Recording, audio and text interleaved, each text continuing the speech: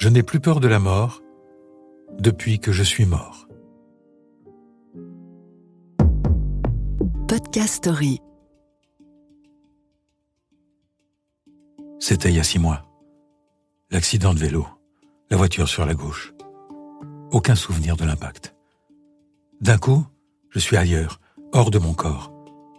Je flotte, à plusieurs mètres du sol, au-dessus du camion du SAMU et des passants qui se sont arrêtés. Je vois mon corps physique sur une civière. Mes yeux sont fermés. Et pourtant, je n'ai pas perdu la vue, bien au contraire. Tout est d'une extrême précision. Je suis toujours moi-même et je n'ai pas besoin de mon corps pour me sentir vivant. Je ne ressens aucune douleur. Jamais je ne me suis senti aussi bien. Oui, je sais, c'est difficile à croire quand on ne l'a pas vécu. Avant l'accident, j'étais comme vous. C'est comme si j'étais passé dans une autre dimension. Toutes les images de ma vie défilent en simultané. Oui, tout ce que je vous raconte arrive en même temps. C'est le plus difficile à expliquer avec des mots. Une obscurité profonde et paisible m'envahit, m'éloigne de l'agitation du sol. Je ressens une profonde bienveillance, un calme qui m'envahit complètement. J'aperçois une lumière scintillante, infinie. Son énergie m'attire. Je veux aller vers elle, mais une force contraire m'en empêche. Une force et des voix qui me disent « On est en train de le perdre. Restez avec nous, monsieur, restez avec nous. » Je suis aspiré par mon corps physique. J'ai l'impression qu'on m'enferme dans une camisole. Je respire, je suis en vie, et j'ai très mal. Mon cœur s'est arrêté pendant 4 minutes. 4 minutes de mort clinique, mais 4 minutes de bonheur. Une semaine après, toujours à l'hôpital, je reconnais un infirmier urgentiste qui était près du brancard ce jour-là. Je lui raconte que je l'ai vu quand j'étais dans le coma. Oui, j'avais les yeux fermés et pourtant, je suis certain de ce que je dis. D'ailleurs, je m'en souviens, il avait un foulard rouge avec de fines rayures blanches. Il ne répond rien, mais me sourit. Je sens que je ne suis pas le premier et qu'il me croit. Jamais je n'aurais imaginé vivre une expérience pareille. Pour moi, la vie, ça a toujours été, je crois, que ce que je vois. Le tunnel de lumière, les gens qui planent à 3 mètres de hauteur. J'en avais entendu parler, mais pour moi, tout ça, c'était du cinéma. Et là, j'étais sur mon vélo et bam, je suis mort. Et me voilà, vivant. J'ai attendu des mois avant d'oser aborder le sujet avec un médecin. Ma femme n'était pas au courant, mes amis non plus. J'avais gardé ça pour moi. J'allais faire comme si de rien n'était. Mais ça ne marche pas comme ça. Parce que tout avait changé. Quelque chose était vraiment mort ce jour-là. Ma vie d'avant. Le docteur m'a écouté attentivement et il m'a dit « Vous avez fait une EMI, une expérience de mort imminente. Ça arrive beaucoup plus souvent qu'on ne croit. » Je suis ressorti de son cabinet en me sentant beaucoup moins seul. En France, 2 millions de personnes auraient vécu cette expérience.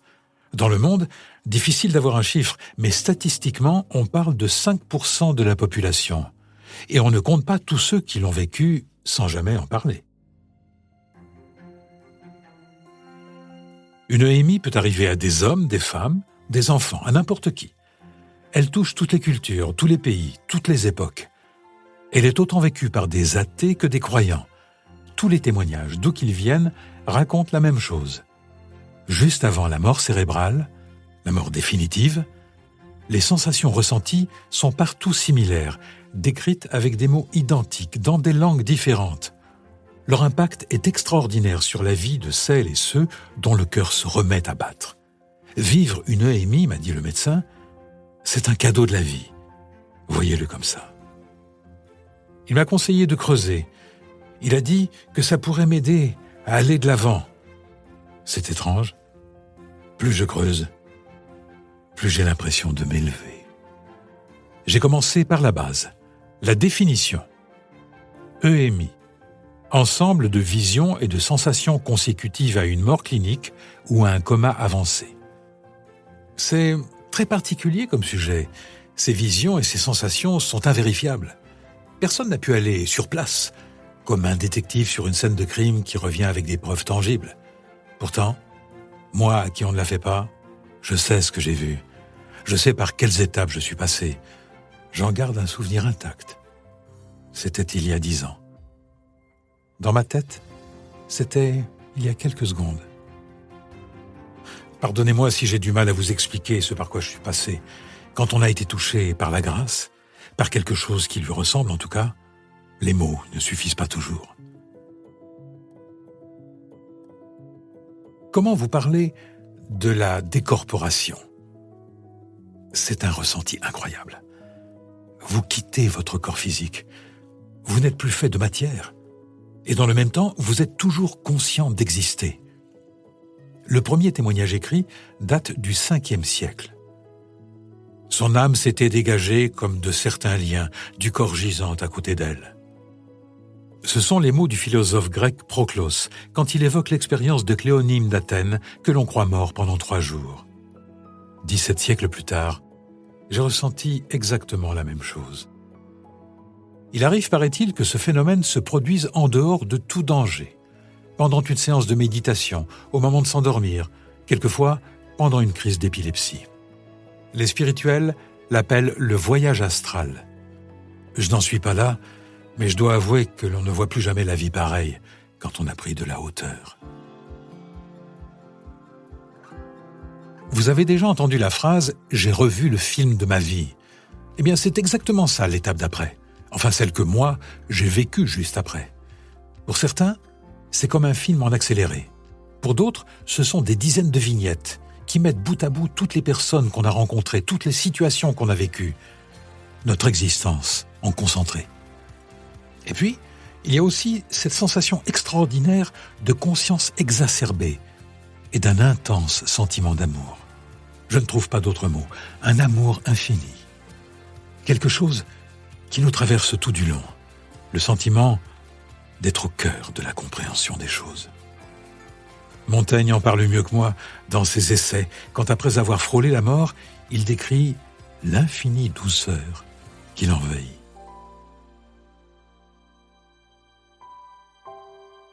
Enfin, une des étapes les plus marquantes, les plus décrites, c'est l'entrée dans une obscurité profonde mais douce, que beaucoup appellent le tunnel, et qui mène à cette lumière blanche, intense, vers laquelle on se dirige, naturellement.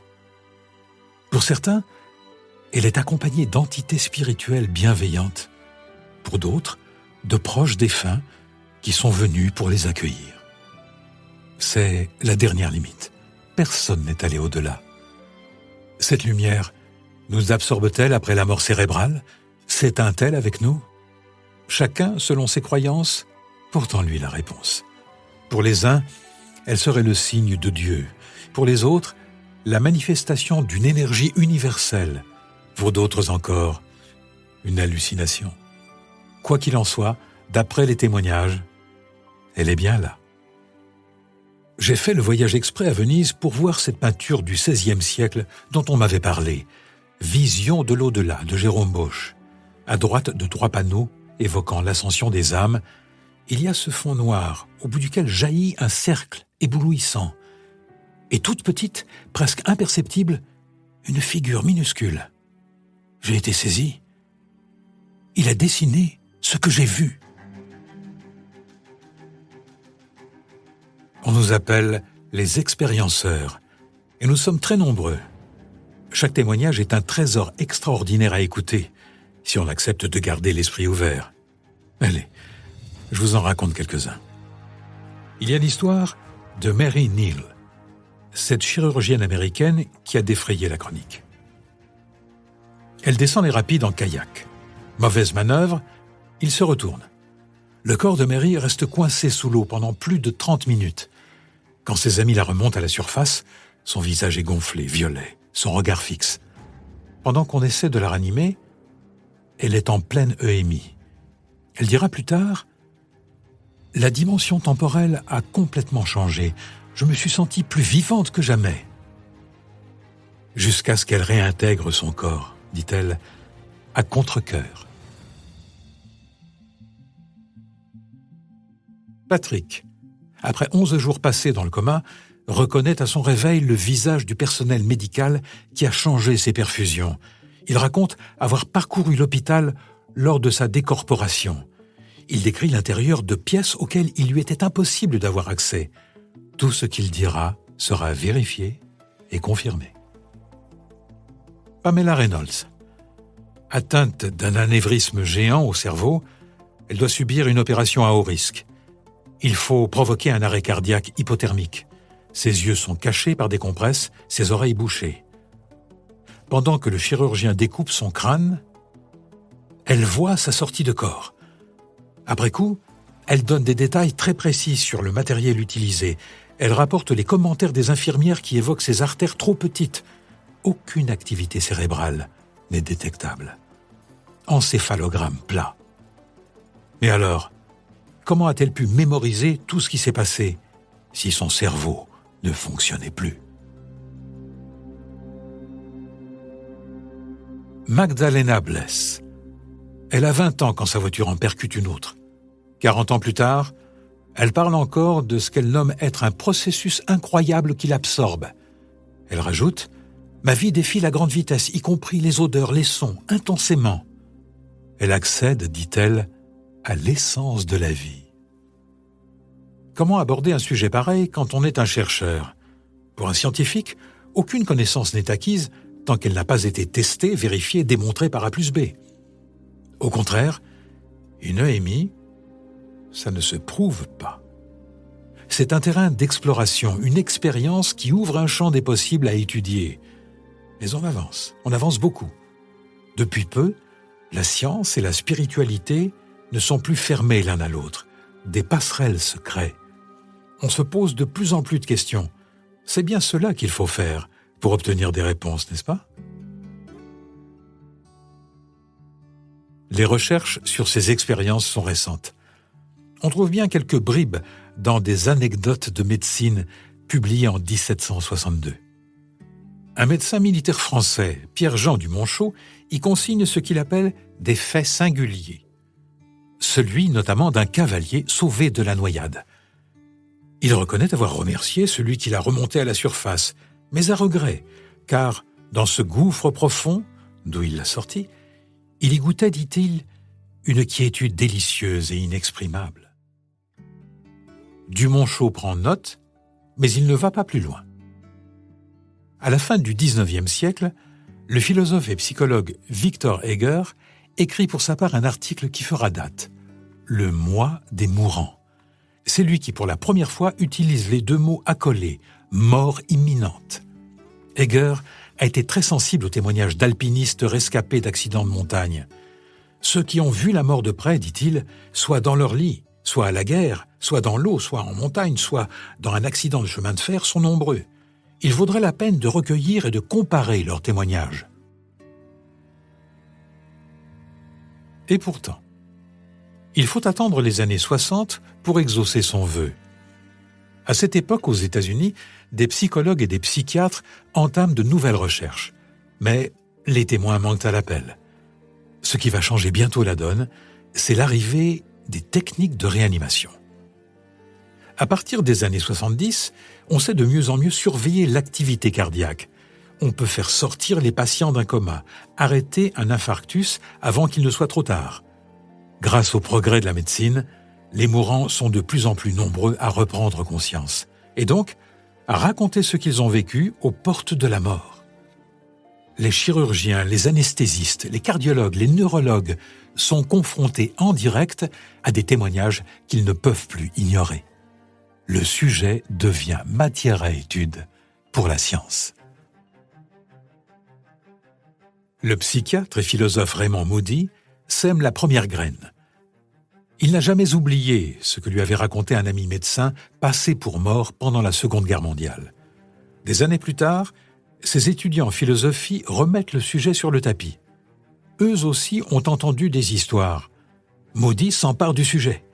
Il commence une véritable enquête, la toute première dans le domaine hospitalier.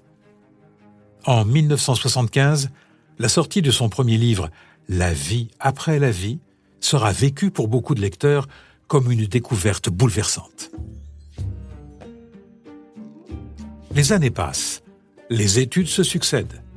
Mais comment collecter des témoignages toujours plus nombreux de la façon la plus fiable possible ?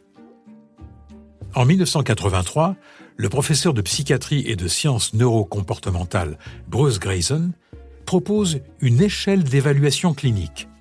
Elle deviendra l'outil de référence. À celle ou celui qui sort d'une EMI, on posera 16 questions écrites. Pour chacune, 3 réponses au choix. Par exemple, le temps vous semblait-il s'écouler plus rapidement ? Vous pourrez cocher 0 pour non, 1 pour temps plus rapide qu'habituellement, ou 2 pour tout sembler instantané, le temps était stoppé. Le cardiologue Michael Sabom étudie le cas de centaines de personnes, dont la fameuse Pamela Reynolds, à qui, rappelez-vous, on avait ouvert le crâne. Sam Parnia, directeur de recherche en réanimation, crée un groupe de recherche sur la conscience autour de cas d'arrêt cardiaque en Europe et aux États-Unis. Le cardiologue néerlandais Pim van Lommel fait émerger une question nouvelle qui ne cessera d'être creusée par la suite. Serait-il possible que la conscience fonctionne indépendamment du cerveau ? Pour Van Lommel, c'est la seule explication plausible. Le cerveau ne serait qu'un récepteur de la conscience. Cette hypothèse rejoint celle de la physique quantique, selon laquelle l'univers n'est qu'information. C'est un champ d'énergie constitué d'atomes, de protons, de photons, tous reliés entre eux. L'homme en serait l'observateur et son cerveau le récepteur. Ainsi, ce que nous vivons, ce que nous recevons, ne serait pas produit par le cerveau lui-même, mais par des énergies qui le transcendent. Les scientifiques matérialistes ne balaient pas le sujet d'un revers de la main. Ils étudient les témoignages, mais de leur côté, la seule explication se trouve dans le fonctionnement du cerveau, et pas ailleurs. Démonstration. Quand un cerveau manque d'oxygène, il ne fonctionne plus normalement. Des endorphines sont massivement libérées.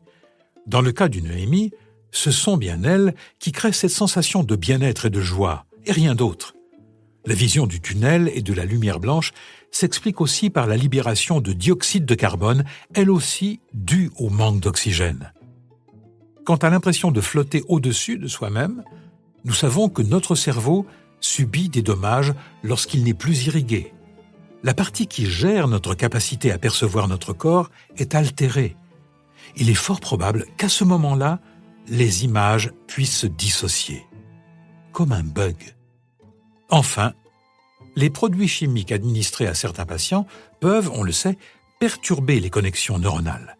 Le cerveau se met à traiter les informations de façon anarchique, elles se mélangent, d'où cette sensation de tout vivre en même temps. La chose est entendue, pour les scientifiques matérialistes, rien de spirituel ni de paranormal. Ils dénoncent par ailleurs l'influence de la spiritualité chez certains chercheurs.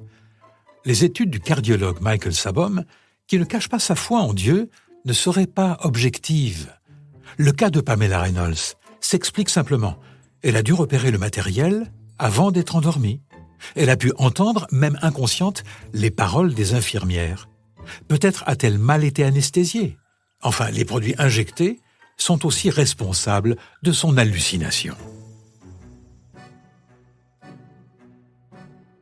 Mais quand c'est un neurochirurgien, matérialiste de surcroît, qui revient d'une EMI, les choses se compliquent. Il s'appelle Eben Alexander.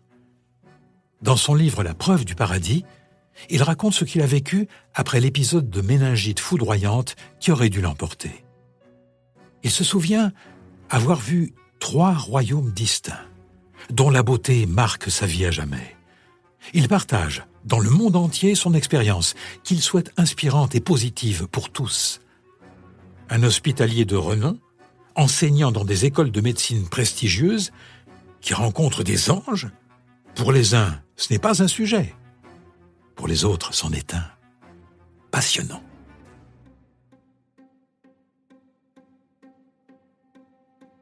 Avant mon EMI, je n'avais jamais réfléchi à la mort, pas comme ça en tout cas.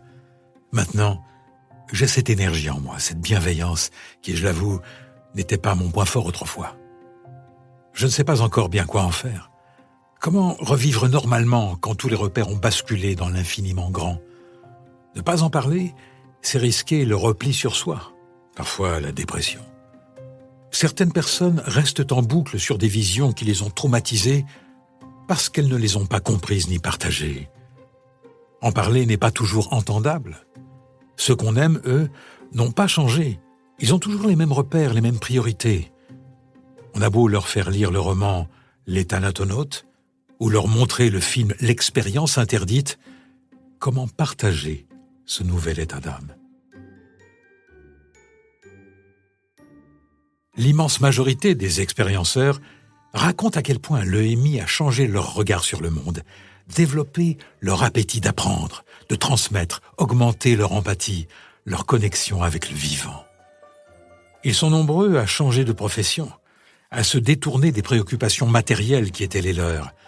Les décalages créent des divorces, mais aussi de nouvelles rencontres. L'EMI est une expérience que je raconte, mais je ne pourrai jamais la partager vraiment avec personne. D'ailleurs, je n'essaie pas de l'imposer aux autres. Elle est profondément intime, comme la naissance et la mort. Par contre, je peux utiliser ce que j'ai retenu, je peux transmettre ce que j'y ai reçu. Ces réserves d'énergie positive pour la vie, des bonnes ondes à diffuser. C'est un bon début, et j'y travaille. Il y a quelques jours, j'ai rencontré une très vieille dame dans un service de soins palliatifs. On m'avait proposé de venir parler avec des mourants.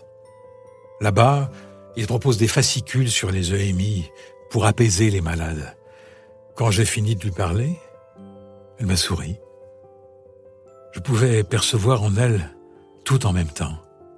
La petite fille, la femme sans doute superbe d'autrefois, et la mourante ridée qu'elle était. Je m'en souviendrai toujours. C'était tôt le matin. Les yeux pétillants, elle m'a dit « Eh bien, mourir comme si on avait la vie devant soi, en voilà un bel espoir pour commencer la journée. »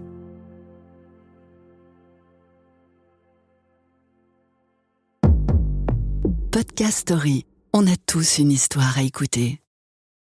Ne manquez aucun épisode de Podcast Story. Abonnez-vous et mettez 5 étoiles sur Podcast Addict, Amazon Music ou Spotify.